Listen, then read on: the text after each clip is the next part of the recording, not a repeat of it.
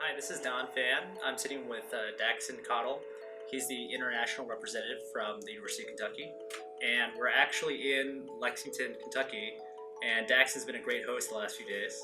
Happy to do it, Don. Thank you for having me. I'm delighted to have you. Can you tell us why international students would want to come to the University of Kentucky? We're a major research institution in the southeast of the U.S. And despite being a sort of large research institution, within that we have a kind of a hometown community kind of feel.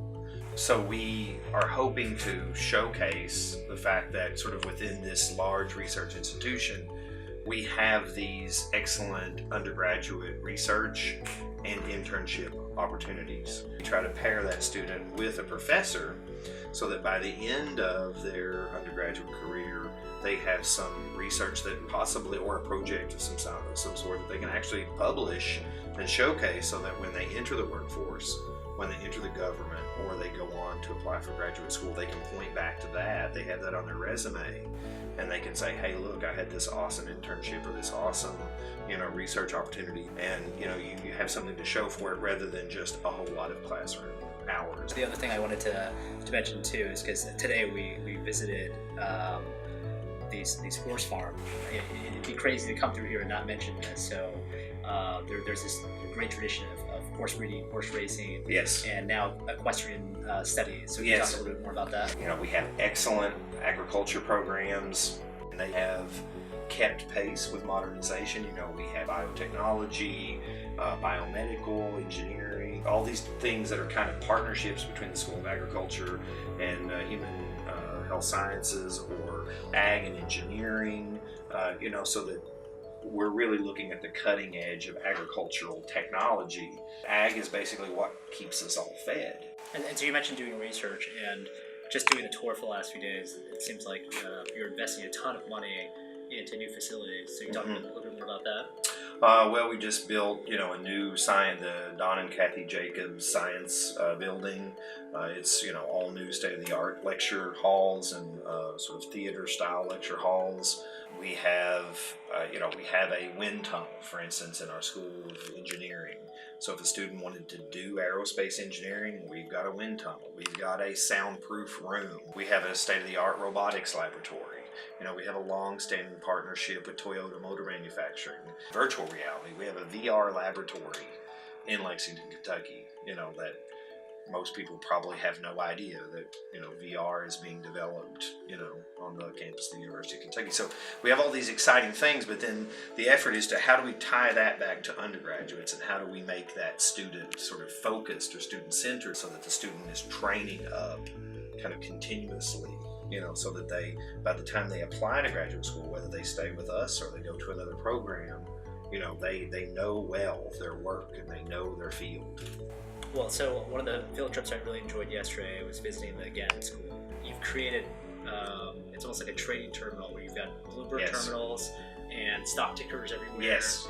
And you had this finance professor who was fantastic. How many institutions can say we have live Bloomberg terminals in our School of Business and Economics? It's pretty extraordinary. I think that's the first I've seen so far. Oh yeah, you have to herd me back. Oh yeah, so if you want to take advantage of these facilities, the virtual reality, the Bloomberg trading terminals, what do you need to do to get in as an international student? Basically, just you don't need to take the ACT or the SAT unless you want to be eligible for the scholarships. In order to be eligible for the scholarship, it's a 3.0 GPA, ACT of 25, 1200 SAT.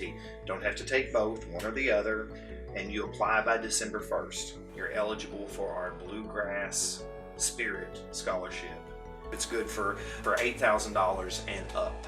And then there's an ambassador scholarship. There's an ambassador scholarship as well that's worth a minimum, I think it's $3,000 and up. And that is essentially for students who are leaders, who are charismatic, who are willing to promote. The part of the scholarship is to help promote kind of internationalism, globalism, diversity, kind of introducing the average UK student to another culture.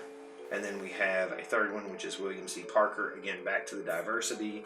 That is generally for underrepresented or minority groups we had a girl who was Caucasian, but she wrote about how she had developed an NAACP chapter on campus.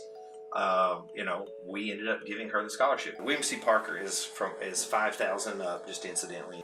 Colleges have their own scholarships. They are, as I said, too numerous to mention. We have 17 colleges, that's including the graduate school, and they all have various, excellent academic scholarships for academic excellence and those kinds of things within the field.